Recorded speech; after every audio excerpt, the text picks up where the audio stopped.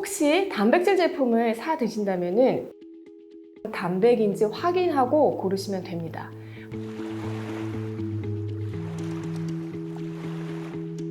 안녕하세요. 정세현 한의사 라이프 레시피 정나래입니다.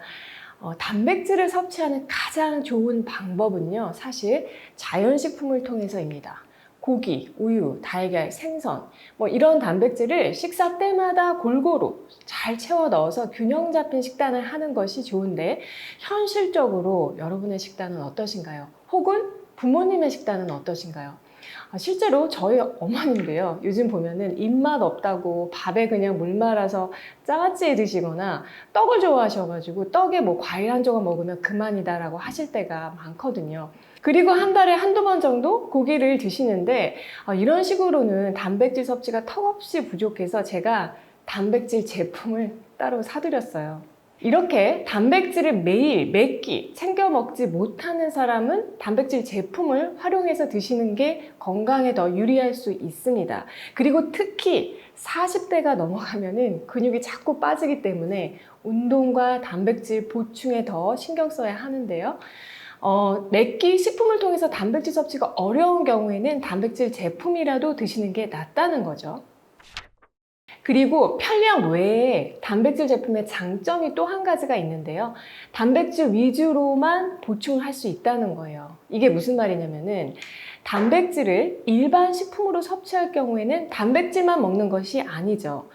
기타 지방, 탄수화물, 콜레스테롤 이런 기타 성분들도 다 같이 먹게 됩니다. 예를 들어서 가장 쉽게 먹을 수 있는 단백질 식품이 우유인데요. 우유로 단백질을 60g을 섭취하려면 1.9L 정도를 마셔야 하고요. 여기에는 지방이 65g, 유당이 80g, 콜레스테롤이 189mg이 들어있어요. 쇠고기도 역시 단백질이 풍부하지만 동시에 혈관에 기름을 끼게 하는 포화지방산이 많죠. 물론 우리가 우유나 소고기만 먹는 것은 아닐 테니까 극단적인 얘기긴 하지만, 여기에서 팩트는 단백질 제품의 경우에는 살을 찌게 하는 지방이나 기타 다른 불필요한 성분은 빼고 오롯이 단백질만 먹을 수 있다는 거예요. 그런데 사실 더 중요한 것은요, 고기 같은 고단백 식품을 먹으면 속이 더부룩하면서 소화 시간이 한참 걸리고, 콩도 먹으면 배에 가스 차는 사람이 많고요. 유제품은 유당불내증이 있어서 먹으면 배 아프고 설사하는 분들이 의외로 많습니다.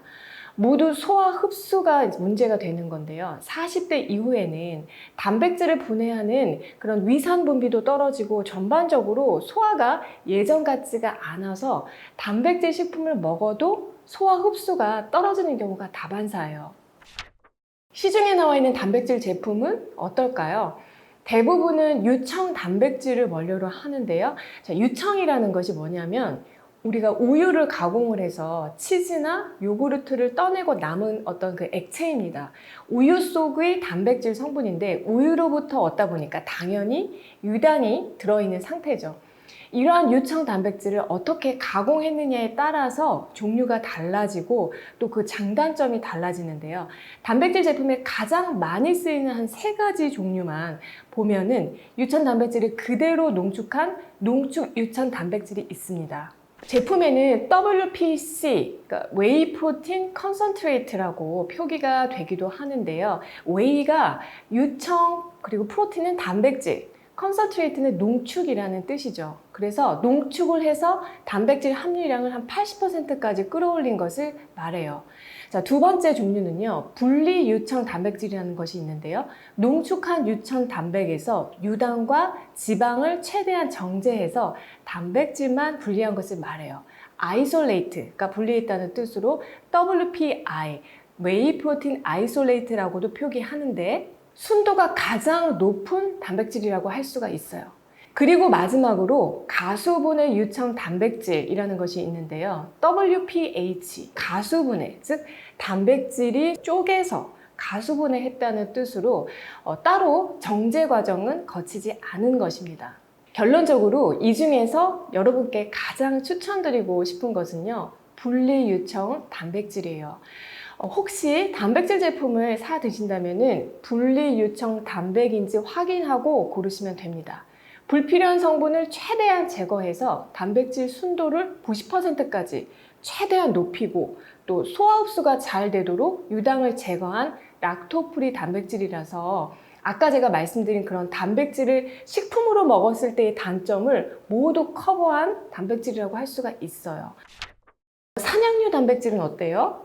초유 단백질은 어때요? 하고 또 물어보시는 분들이 꼭 있으셔서 참고로 말씀을 드리면 산양류 단백질, 초유 단백질은 100g당 유당이 각각 36 그리고 15g을 차지할 정도로 유당 함유량이 높고요. 지방 함량도 산양류는 100g당 32g으로 지방이 단백질보다 많은 상황이기 때문에 단백질 순도가 떨어진다는 단점이 있다는 거 이건 참고하시면 될 것 같아요. 근력 운동 후에 단백질 제품을 간단히 섭취하면 근육 감소를 막고요. 또 근육을 빠르게 키우는 효과가 있습니다. 그래서 운동과 함께 병행해서 섭취할 때 근육을 강화하는 좋은 효과를 볼 수가 있고요.